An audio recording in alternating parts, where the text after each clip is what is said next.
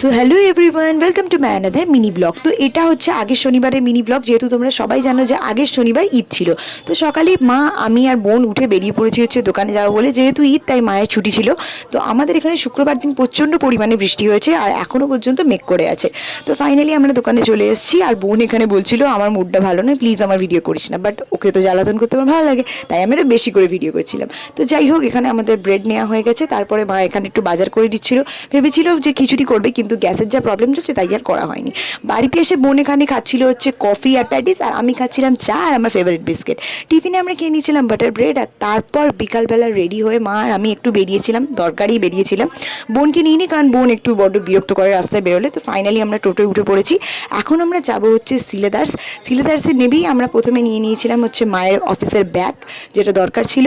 আর তারপরে যেটা দরকার ছিল সেটা হচ্ছে ছাতা, কারণ সামনেই বর্ষাকাল আসছে। মায়ের অলরেডি একটা ছাতা আছে, বাট সেটা একটু খারাপ মতো হয়ে গিয়েছিল।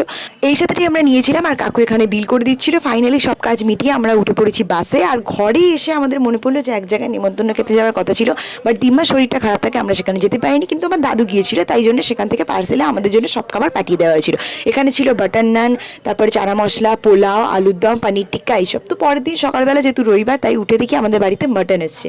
তো ফাইনালি লাঞ্চ টাঞ্চ করে এখন বিকালবেলা আমরা বেরোচ্ছি হচ্ছে আরেক জায়গায় যাওয়ার জন্য। এখানে মাও রেডি হয়ে গেছে আর বোনও রেডি হয়ে গেছে। যেহেতু আমরা যাচ্ছিলাম হচ্ছে হাওড়া উৎসব মেলায় ঘুরতে, যেহেতু অনেকদিন হলো মেলাটা বসেছে, বাট আমাদের যাওয়া হয়নি, তাই ভাবলাম যাই। তো ফাইনালি আমরা যাওয়ার জন্য টোটোয় উঠে পড়েছি।